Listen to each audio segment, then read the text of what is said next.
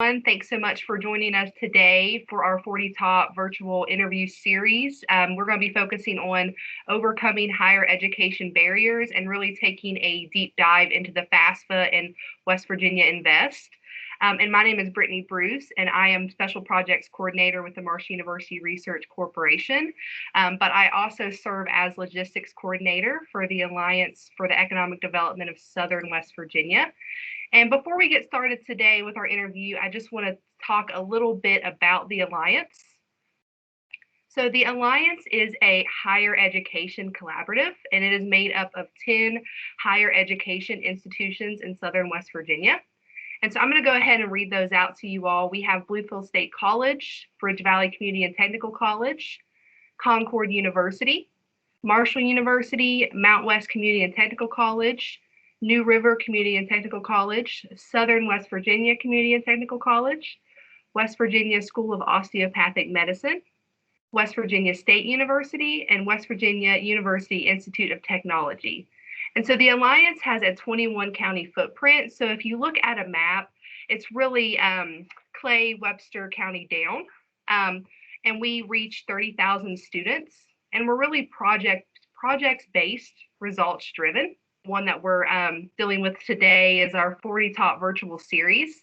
And we started this beginning of COVID to still stay connected during this time of virtual that we're living in. So during this time, we have reached over 1,300 West Virginians that came and participated in these different topic discussions. And we've had over 16 plus segments of these powerful programs. And we've had 44 experts join us. We have hosted both roundtables and interviews. And then with that, I'm going to go ahead and transition into our program today. And our moderator is Susie Mullens, and she is project coordinator for our West Virginia Collegiate Recovery Network, which is a project of the Alliance. So Susie, welcome, and I will toss it over to you. Great, thank you, Brittany. So I'm Susie Mullens. I'm the program coordinator for the West Virginia Collegiate Recovery Network, and just a little bit about our project. We started with funding from the State Opioid Response Grant, and we work with 7 of the 10 schools that Brittany listed off that are part of the Alliance. We're also available to work with any school in West Virginia, and some of the things we provide are training. We serve as a training resource, technical assistance for schools that are exploring or want to think about or are ready to start a collegiate recovery program on their campus to really build the network. And our vision with our Collegiate Recovery Network is to see every student who is in or seeking recovery to have a supportive community and an array of resources at any institution of higher education in West Virginia. So that's really our ultimate goal.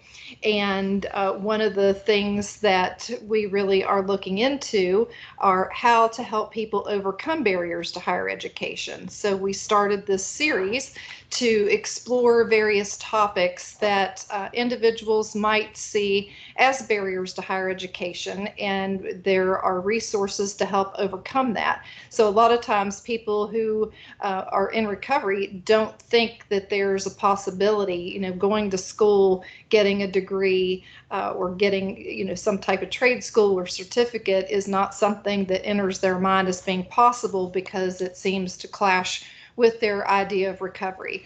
And that's, something that we really want to help people overcome and provide resources and tools for them to overcome that. So we started this series about overcoming barriers to higher education, and we're kicking it off with Brian Weingart and Sarah Musgrave, who are joining us. Brian is the Senior Director of Financial Aid with the West Virginia Higher Education Policy Commission, and Sarah Musgrave is the Program Administrator at West Virginia Higher Education Policy Commission. And they're going to talk with us and share resources for everybody today about the FAFSA and the West Virginia Invest program. So welcome, Brian and Sarah, to our 40 Top. Great. Thank you so much for having us. We'll just hit right into the presentation here. Again, I'll be going over just an overview of the financial aid process, talking about the FASFA and what that is, giving you some tools and resources that are available to help you through this process. And then I'll turn it over to Sarah, who will talk about the West Virginia Invest Grant and how that works and how that might benefit you with pursuing a post-secondary education. When we talk about financial aid, there's lots of different applications that are out there, but the main application is the FAFSA. It stands for Free Application for Federal Student Aid. It is a federal document through the U.S. Department of Education that you can fill out on an annual basis to apply for financial aid. And it covers not only just federal financial aid, but also state financial aid, and a lot of colleges require it for their own institutional financial aid programs. But the FAFSA isn't the only application out there, and so be aware that there are other financial aid applications you might need to complete, like the West Virginia Invest Grant requires both the FAFSA and the West Virginia Invest application. Colleges might have their own application process to apply for their institutional or college scholarships, and be aware of the private scholarships that are out there, that they have their own applications, their own deadlines, and so I encourage you to apply for as many as possible in order to, again, reduce the cost of post-secondary education. To fill out the FAFSA, you can go to FAFSA.gov in order to complete the FAFSA. There's a paper process if you don't feel comfortable completing the FAFSA online, but that is a very secure way of completing the FAFSA online. It also makes the process a lot quicker and easier if you can go online and complete the FAFSA. It becomes available each year on October 1st for the following academic year. And so for right now, the 2021-2022 FAFSA became available this past October. And of course, every October, the new FAFSA comes out. But again, if you're looking to go this summer or even this spring, that you can still file out the 2020-2021 FAFSA as well. So the FAFSA really in itself does not have a deadline. You can fill it out at any time throughout the course of the year. But the earlier you can fill it out, the better, because there are sometimes limited funds in certain programs. And so if you delay and wait, you might miss out on some free scholarships and grants. Just looking at here at the slide, the West Virginia Higher Education Grant or the West Virginia State Grant, it has a deadline of April 15th each year. So you want to make sure you try to at least fill it out before April 15th of each year in order to be considered for the West Virginia Higher Education Grant, which is a grant through the state of West Virginia for West Virginia residents pursuing a post-secondary education. West Virginia Invest, again, it has its own application. We do have a priority deadline, but it's not a hard and fast deadline. So while we encourage you to fill out the Invest application prior to April 15th, if that's not possible, you can still fill it out afterwards and still be considered as long as funding is available. When we talk about the FAFSA should not be a daunting process, even though a lot of times it appears so. It on average takes less than 30 minutes to complete if you have all your information. There's 5 sections that you would normally fill out. So section 1 is the student's information. So it's just going to be, as you're filling it out, you're going to be putting in your name, your address, telephone number, social security number, and that basic demographic information that a lot of forms require. Section 2 is the dependency status questions, and these are the questions that determine whether you have to put parents' information on the FAFSA or not. And so in some cases you may be required to, in some cases you may not. Obviously it's not a choice, it's based totally on these questions in Section 2. Are you 24 years old? Are you married? Do you have children you provide more than half the support to? Are you a graduate? Are you active duty military or a veteran of the military? And it just goes through a list of questions that determine whether you need to put parents' information on the FAFSA or not. If you answer no to all the questions in Section 2, then you then go to Section 3, where they'll require that you put your biological or adoptive parents' information on the FAFSA. But if you answer yes to any one of the questions in Section 2, then you would skip Section 3, would not have to put any parent information on the FAFSA. And so if you have questions on that, obviously you can contact us and we can go through that information with you. Section 4 is the student's finances. And so both Section 3 and Section 4, they're looking at a specific year in terms of the income that you earned. And so for 2021, 2022, they're actually looking at your 2019 income or your 2019 parents' income. And so those are the taxes that you just filed, where the extended deadline was July 15th of this year. But again, it was last year's taxes. that you'd be putting on the FAFSA. Section 5 is a list of schools. You can list up to 10 schools on the FAFSA. Each school has a unique 6-digit code, and as long as you put that 6-digit code on the FAFSA, then the school will automatically receive a copy of your FAFSA. If you don't list the school, then they would not receive a copy of it. In all cases, because we're the state agency for West Virginia, our office will always receive a copy of your FAFSA for all state financial aid purposes, like West Virginia Invest, West Virginia Higher Education Grant, and different things like that. So again, complete the FAFSA, get it turned in, and then schools as well as our office can determine what types of financial aid you're eligible for. So as you go to complete the FAFSA, there's some things that you do need to collect in order to complete it. Number one, you need to have your Social Security number. It's vital that you have that and you enter it in correctly. If you are not a U.S. citizen, but you are an eligible non-citizen, you would have an alien registration number. And so you would need that when completing the FAFSA if you're not a U.S. citizen. Your federal income tax returns. And so if you have your 2019 tax returns, your W-2s from 2019, any money that you earned, while you can transfer that information, there's a link within the FAFSA to transfer it. It's always good to have that information as well, just in case. They do ask for assets, and so your cash, savings, checking, any type of investments that you might have, you want to make sure you have what the current value is on the day you fill out the FAFSA. If you receive any untaxed income, the FAFSA will ask questions about untaxed income. And then lastly, an FSAID. And this is going to be a username password that you will create in order to sign the FAFSA. You can do that right before you do the FAFSA. You can do it while you're doing the FAFSA. You can complete or create that username password at any point during the process. But once you get to the end of the FAFSA, you'll need it in order to sign it before you submit it. Just some frequent errors that we see and a lot of questions that we get. Obviously, one, Social Security number. If you enter it in incorrectly, it's going to reject out because they do a match with the Social Security Administration as well as Department of Homeland Security to do database matches to make sure you are who you say you are. So it's very important that you enter in that Social Security number correctly. It is a pain in the rear end to correct it if you entered in incorrectly, because that is the key to everything they do is that Social Security number. Also, untaxed income. And so when they ask you questions about untaxed income, you just want to watch those questions carefully, because some untaxed income you do report and some you do not report. And so it's going to vary depending on what the type of income is. And just to give you a couple of examples. So if there's child support received, child support paid, if you contribute to a retirement account before taxes, if you have unemployment, those types of income gets reported on the FAFSA. Disability also gets reported on the FAFSA, but there's others that do not. And so if you collect Social Security and it's not taxed, you would not report that as untaxed income. Alimony does not get reported on here. And so you just watch carefully in terms of untaxed income, because some gets reported and some does not get reported. U.S. income taxes paid, again, it's going to be a line actually on your tax return that you're going to be entering in.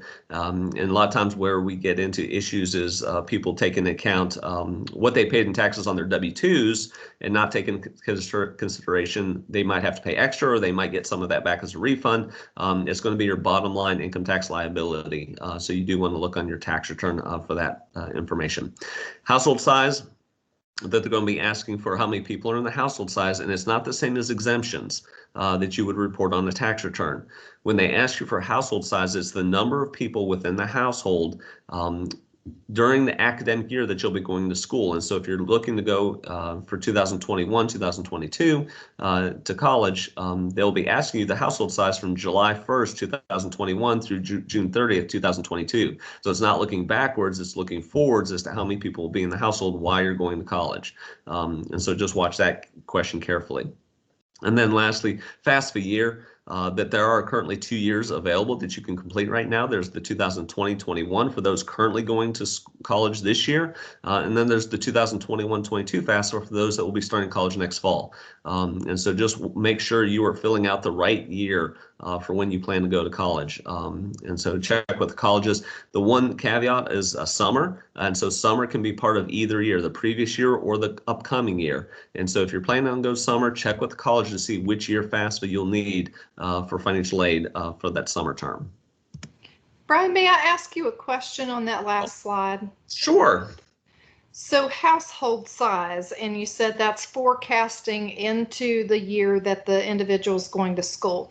So if the person is going to school and living on campus and not living in the household, do they count themselves or do they not count themselves as part of the household? So the student is always part of the household size.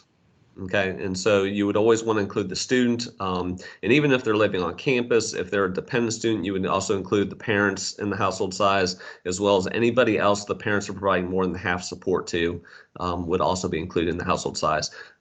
If the person within the household also is pregnant, you can include an unborn child in the household size. And so it's just, again, you want to watch that question. Okay, so if they have multiple children attending college, all of those students, all of those children count as household in the household size. Yeah, anyone the parents are providing more than half of their financial support would be included in the household size, even if they aren't technically living in the house, but maybe they're at college and the parents are providing more than half the support, you would include them in the household size. Okay, thank you.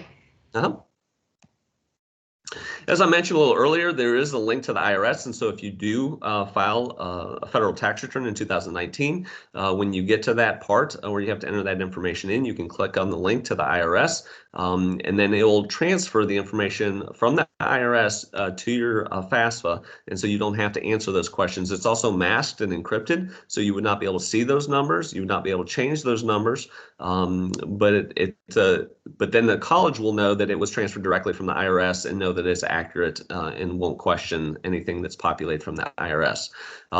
If you are not required to file a tax return and you did not file a tax return, that's fine. There's actually a question that says, I did not file. You answer that, and then it skips all the IRS questions.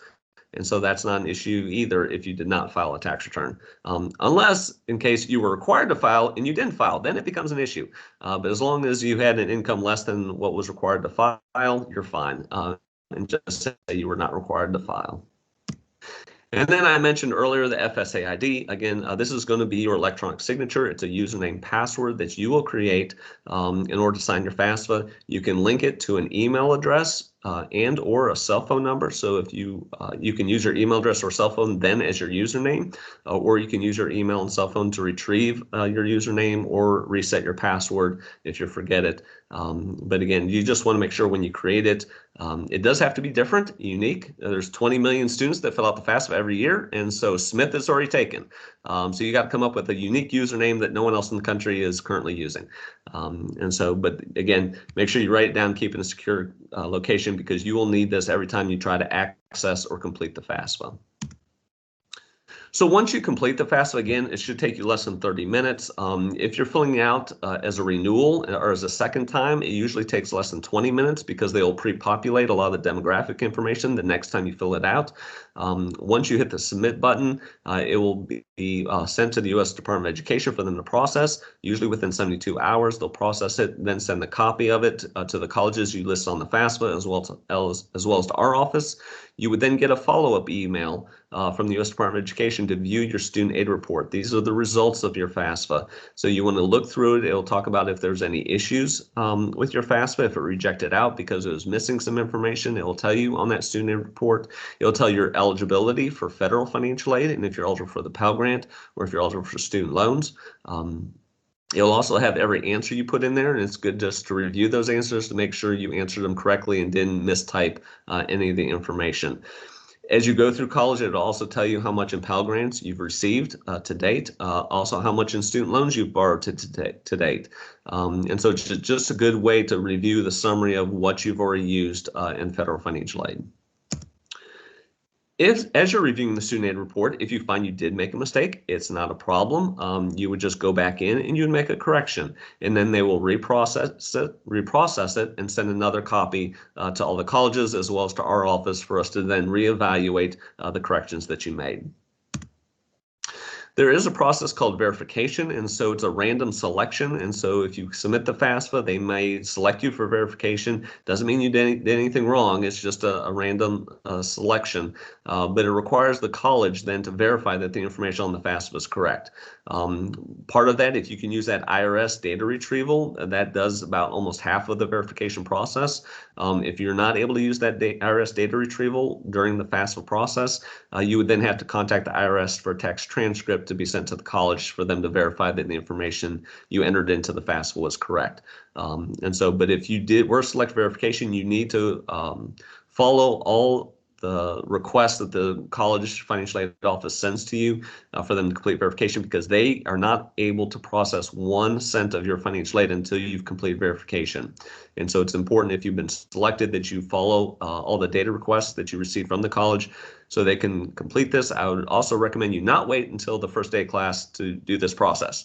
And so you do want to comply in a timely manner so they have time to process any changes there might be.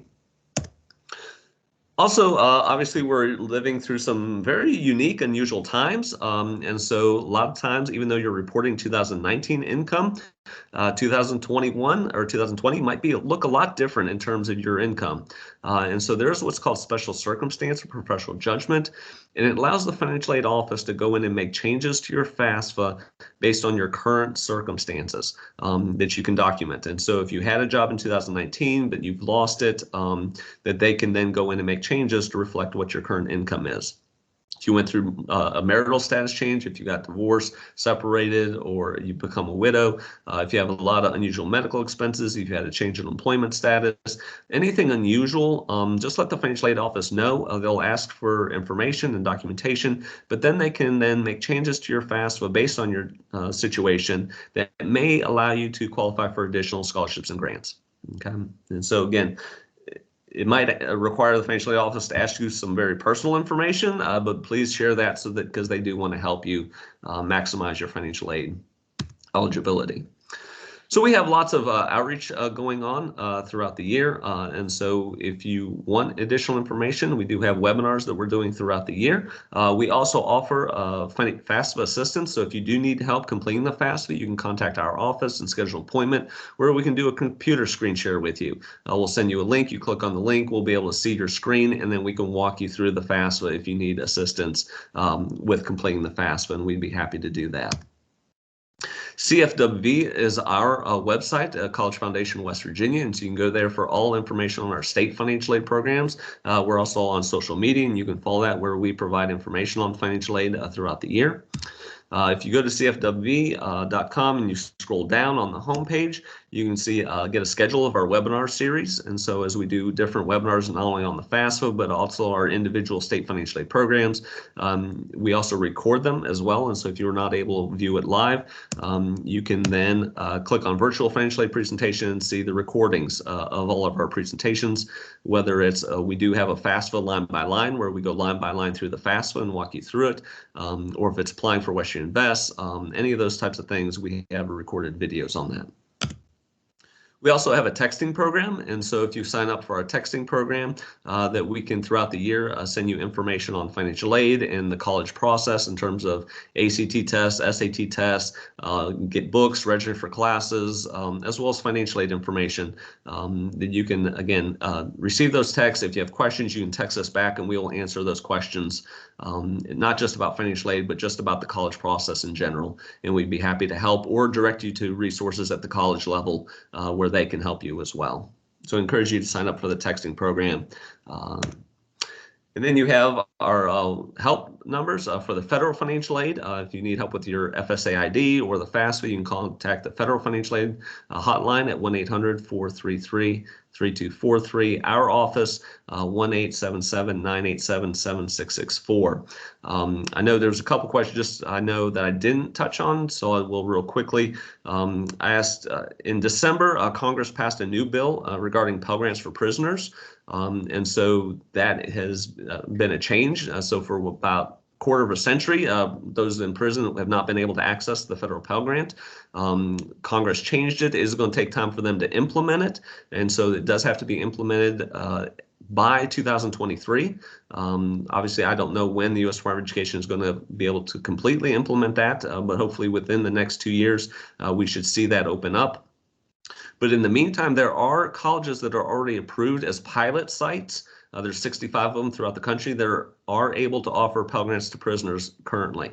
And so if you need help or have questions about that, let me know and I can get you the list of those schools. But hopefully within the next 2 years, there's going to be more colleges that are able to do that and offer Pell Grants to prisoners. And so I think I've gotten through all the questions that I was asked to. And before I turn it over to Sarah, was there anything I missed regarding the FAFSA? I just have a couple of follow-up questions. So if people start the FAFSA and they get to a point where they're stuck and they have to stop, can they log back in and start where they left off, or do they have to start over again? Yes, and so there is an opportunity for you to save where you're at. You can log out, and then when you log back in, you put in your demographic information or your FSAID username, password, and then there's a save key. There's like a 4 to 8 character save key you would just need to enter in, and it allows you to start where you left off. Okay, great. And you mentioned the part about entering tax information, and there can be a hiccup if you were supposed to file taxes and didn't. And there are a lot of folks that don't, adults that don't know that they're supposed to file taxes. And so I think there's a little bit of fear around if they start some type of process like this and then it comes out that, oh my gosh, they were supposed to file taxes. How do they correct that to then be able to get current with filling out the FAFSA? Well, just to allay any fears, there's no, in terms of feedback, in terms of they're not going to get reported to the IRS that, oh no, we found out you didn't file taxes, we're going to report you and now you're going to jail. That's not going to happen. But it is, if you do want to access any type of financial aid, you would then need to then report to the IRS and file the correct tax returns that you should have. And then once you do that, you verify that with the financial aid office that you did file those taxes, and then they can go on and complete the processing of your financial aid. And so you just have to correct that with the IRS. Once you do that, then the financial aid office can continue that process. But if you don't, then the financial aid office can't process any financial aid if you were supposed to file and you didn't. Okay. And then one final question, the GI Bill or any veterans benefits, is filling out the FAFSA, does that trigger, are there questions around whether someone might be eligible or has GI Bill benefits that they can access? So the post 9/11 GI Bill is a totally separate process, and so each college has a VA certifying official that they would need to go through, which is separate from the FAFSA. And so if they can do both. If you do qualify for post 9/11, you can utilize those funds as well as fill out the FAFSA and use both. But if you don't want to use the FAFSA, you can just use the post 9/11 GI Bill benefits. And so it is a very flexible, obviously very generous program to help our veterans. And of course, they can transfer those benefits to a dependent or spouse as well. But again, those are two separate processes, but they can both be utilized by the student. Okay, great. This was very, very helpful and very thorough. So we can move on to Sarah to talk about West Virginia Invest. Well, and Sarah, if you want to touch on the chat bot. Okay, yeah. So we do have a chat bot. When you go to pages like cfwv.com or you've received an award letter from us, you'll see this little bubble pop up. And our chat bot is named Sam. So if you do have any questions, you can ask Sam. And generally, he can answer your questions. And if he can't answer the question, he can direct you to us, and somebody from our office will contact you to provide you with that information. All right, so I am here to talk about the West Virginia Invest Grant Program, which is one of our newest programs. Brian, can you change the slide? Great. So this is a last dollar in program that pays toward tuition and mandatory fees at participating institutions for students who are enrolled in eligible certificate and associate degree programs. So to apply, Brian, can you change that one for me? Can I ask a question before you move on? What does last dollar in mean? I'll actually get to that a little bit later. Okay. Do you want me to answer now or wait? No, we will wait with anticipation. All right. So to apply, you must complete both the West Virginia Invest Grant application at wvinvest.org and the free application for federal student aid, the FAFSA, which Brian just talked about at FAFSA.gov. For students enrolling this coming summer of 2021, fall of 2021, and or the spring of 2022, you will need to complete the 2021-22 Invest Grant application and the 2021-22 FAFSA. Both applications opened October 1st of last fall, and as Brian mentioned, there is a priority deadline of April 15th, but applications completed after that date will be accepted. Now, if you are planning to attend this summer, you may also need to complete the 2020-21 FAFSA for other aid eligibility and should confirm that with the financial aid office at your institution. And then again, to apply, you'll go to wvinvest.org and then click apply. From there, you can also access the FAFSA. So before applying, you should know the eligibility criteria. So to be eligible, you must be a West Virginia resident for at least 12 months prior to applying. You must have a high school diploma or its equivalent. You cannot be in default on a federal student loan. You must be a U.S. citizen or eligible non-citizen. You cannot have a prior degree of an associate degree or higher, or have attempted 90 or more college credit hours. You must be enrolled in an eligible major at one of the participating institutions. And you must be meeting satisfactory academic progress or SAP at your institution. And all of these eligibility criteria are listed online. Now, there is no age limit to apply. Anyone meeting the eligibility criteria may apply, whether they're currently a high school senior, currently a college student, or those considering enrolling again or for the first time. But again, you cannot have already earned an associate degree or higher or have attempted 90 or more credit hours. And even though this is a grant, there is no income limit and it is not based on financial need. So if you are eligible for an award, you will have to pay for, complete, and pass an approved drug screen during the 60 days prior to each term you are eligible for an award. You will also have to complete 2 hours of community service during every term you receive an award, and you will have to document that with your institution's financial aid office. And this program requires that you be a resident of West Virginia for 2 years after you are no longer enrolled at least half time, or the grant will convert to a loan, which must be paid back with interest and fees. Because of this requirement, you will have to sign a promissory note every year you receive an award before the funds will be sent to your institution. And is it okay if I ask you questions along the way? Yeah, absolutely. Okay, could you go back to that slide? The drug screen, I had a question about that. So, and you mentioned an approved drug screen. Can you elaborate a little bit on that? I actually have a whole slide that covers a lot more on the drug screen too. So okay. when we get to that, if I don't cover your question, don't answer that, okay. Ask me then. Then we'll hold questions to the end.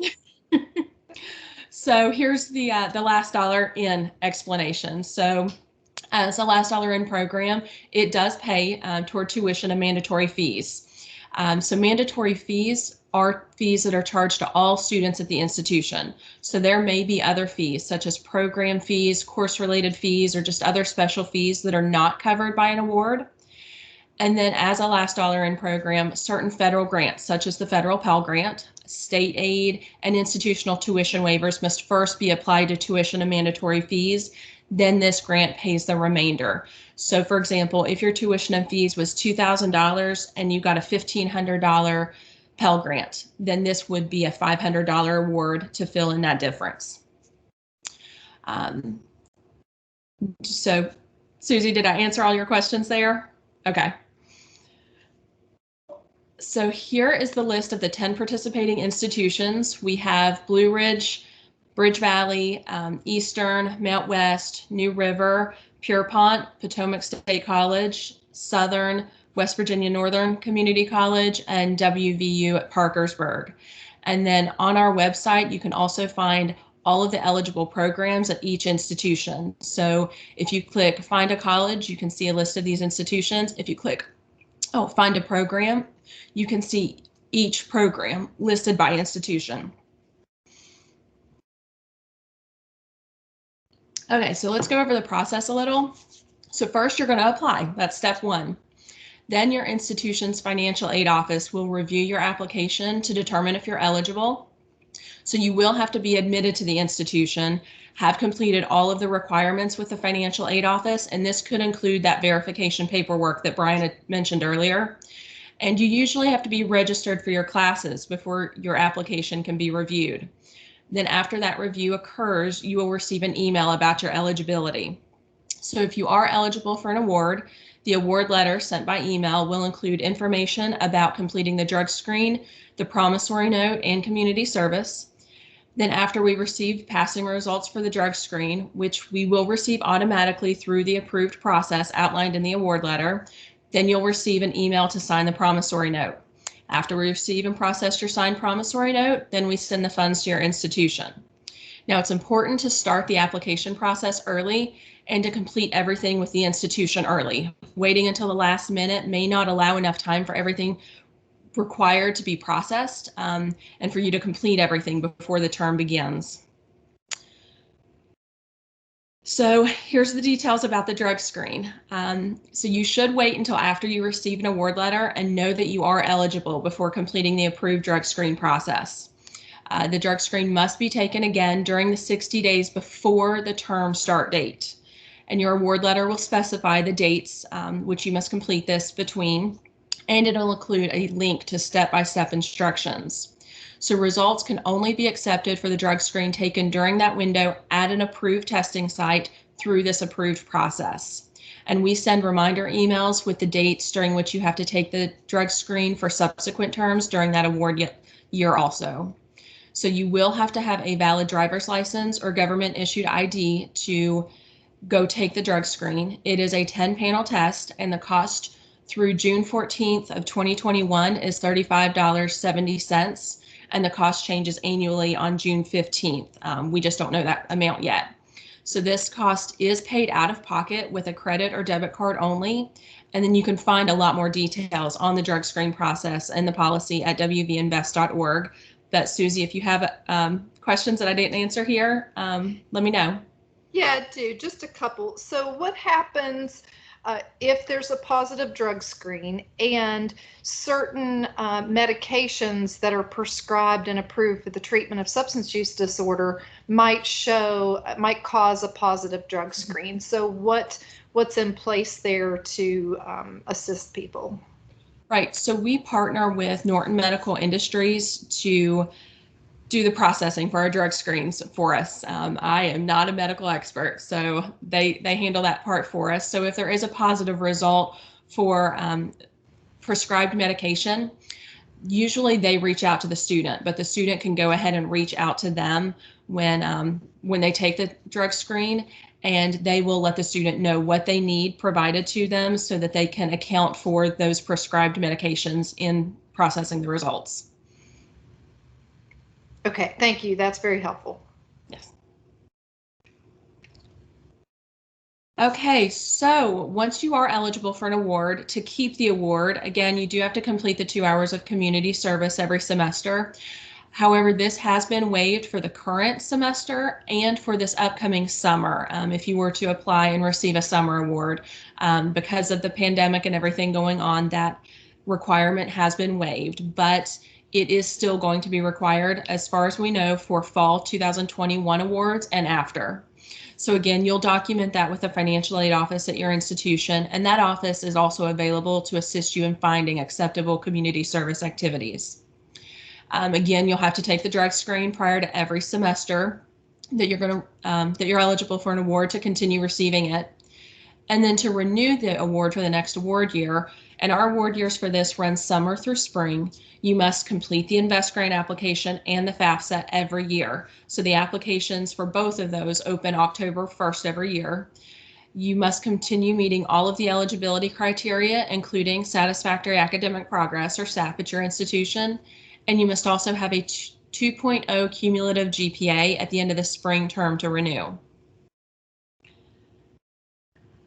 And then when you sign the promissory note, you are agreeing to be a West Virginia resident for 2 years after you graduate or drop below part-time enrollment. So this may include providing our office documentation. If you do not fill that obligation, if you move out of West Virginia, then you will be required to pay back the funds with interest and fees. But if you do fulfill the obligation and remain a West Virginia resident, documenting that with our office, then this will remain a grant that you do not have to repay. And then lastly, I just want to tell you, visit wvinvest.org for more information. I've covered a lot here, and everything I've covered is on our website, including the eligibility criteria, the requirements, the participating institutions and eligible programs, the application, and we do have frequently asked questions out there as well. And then, of course, if you do have questions, contact us at wvinvests@wvctcs.org, or you can call us at 304-558-4618.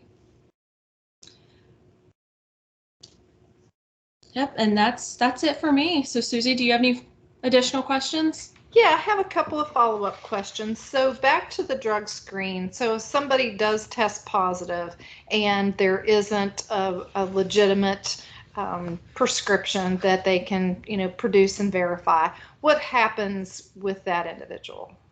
They simply do not qualify for the award for that term, but they could still be eligible for the next term and take a drug screen. If they pass it, then they would qualify for the award for that term. And we do not share that information with the schools or anybody else. That stays internal in our system. And are there any resources offered to those individuals if they test positive? We do. So students can log into the account that they pay for the drug screen through to see their results at any time, but we also email them with some information about resources and how to seek help. Great. And is there any restriction in terms of time? So, for example, if somebody started school and withdrew, dropped out, interrupted their progression, as long as they don't have those 90 hours or an associate degree, they can apply for this program? Yes. Yes, we have students who've been out of school for years who've decided to come back, and they hadn't earned the associate degree, they hadn't attempted 90 more credit hours, and they pick up and start using this grant. We also have students who have started with this grant and then had to withdraw and take a semester or two off for various reasons, and then they return and they're able to pick up using this grant again, as long as they're meeting all the eligibility criteria and the renewal at that point. And with the West Virginia Invest, are there any restrictions for people that are either currently or formerly involved with the justice system? No, as long as they can meet all of the requirements, take the drug screen through the approved process, complete the community service, and again, meet all the eligibility criteria. Okay, great. That's super. Let me just double check my list here and see if we have any questions that we haven't covered. And this one might be for Brian, might be for Sarah. Either one of you feel free to answer this one. So when people get their financial aid award and maybe they only need $7,000, but their award is $10,000. Do people have to accept the whole amount, and what type of financial counseling is provided to individuals about that borrowing? Sarah, you want to take it or you want me to take that? I can. Go So ahead. I would say it depends on what financial aid a student's being offered. If a student's being offered more Pell Grant than they need to cover their costs, the student needs to take all the Pell Grant. They can't really, they can, but can't really refuse the Pell Grant. But when it comes to loans, especially, that's the one where if a student is being offered more than they need, they should not and do not have to accept all that's being offered to them. They can borrow and just accept the amount that they need to cover their costs, whether that be tuition and fees, books, even a little for living expenses, whatever they need, they can reduce that. And they can always work with, especially the financial aid office that's offering it, to sit with them or call them and figure out exactly how much do I need to cover my bill to determine that specific amount. And of course, with federal student loans, before a student receives their first disbursement, they do have to complete an entrance counseling, which covers a lot of detail about federal student loans, and sign a promissory note on that as well. Okay, great. And one of the criteria had to do with not having any previous student loans in default. Can you speak just a little bit about what does it mean to be in default, and what are the pathways out of being in default? So a student will enter default on a student loan if they don't pay a previous student loan. Now this takes a while, so if you're in default, it shouldn't come as a surprise. You should have gotten many notices to make that payment. But students can resolve that. It starts with contacting their student loan servicer and setting up payments and making consecutive payments. And then that default can be released and students can qualify for federal student aid again and our state aid programs like the Invest Grant. And do you have any idea, and we are going to have a future segment to talk more in depth about default, but just a little bit of information about that. Do you happen to know how many months, or is there a specific amount that someone would have to pay back to get their loans out of default? So, and they don't have to completely pay the loan back in order to get out of default? Right, I believe it's 6 consecutive payments. Okay. Yeah, because I know, have had some individuals that I've worked with in the past that, the process for getting out of default was easier than they thought. So the fear was much worse than the reality. So, in our topic of overcoming barriers, we really want to try to encourage and support people to, find out the facts, find out what they need to do to repair that and not be deterred in their educational goals. If I can just interject real quickly on that. And so on student loan default, they just need to be careful, because I've had people where they were in default, they used what Sarah called the loan rehabilitation to get it out of default, and then they went into default again. And they can only use that loan rehabilitation once on a loan. Oh, okay. And so they just need to be careful that they've not used all their passes to get out of default. That they do allow them to try to easily get out of it, but once you use that, they don't let you do that again. So it's not like Who Wants to Be a Millionaire, where you get to phone a friend and do a 50-50 and okay. No. Okay, well, this was really helpful and informational, and I think that our audience will learn a lot from this and the resources that you have to offer. Brittany, do you want to show that slide for the resources that they have to offer and their contact information? Yes, of course. Okay, great. And Brittany, do you have any questions or comments in closing? I did have one question. As a foster parent and adoptive parent, what I don't want to say barriers, or what differences? Is there anything different from a adoptive foster child filling out their FAFSA that's different from a just traditional student applying for college and FAFSA and things? Yes, it makes a huge difference. I know we could go on for days about this, but I'm just curious what exists for that. Right. So if a student is coming out of basically high school, when they turn 18 and they turned 18 while still in foster care, they're considered an independent student, right? But if they were adopted, then all of a sudden now they have to list their adopted parents' information. They're a dependent student. Mm-hmm. Actually, I think it's well, I'm getting a couple things mixed up. It's at any time since age 13, if they're in foster care, then they're independent. But if they've been adopted, then it becomes a dependent student. But there is the state tuition waiver. That's where I messed up. The state tuition waiver for foster care is if they had to be in foster care when they turned 18 to qualify for the state tuition waiver. So there's a lot of different moving parts there. And so obviously they can contact us if they have questions. And if I butchered anything, Sarah can correct me. No, that all sounds right. Awesome. Thank you. I think that's super helpful, just to add that, you all have the resources to just reach out, because I know every situation is unique. So I appreciate that. Great. Well, thank you all again for your time and your expertise. And we really appreciate you being with us, and everybody stay safe with COVID still being an issue for everybody. Thank you for having us. Thank you.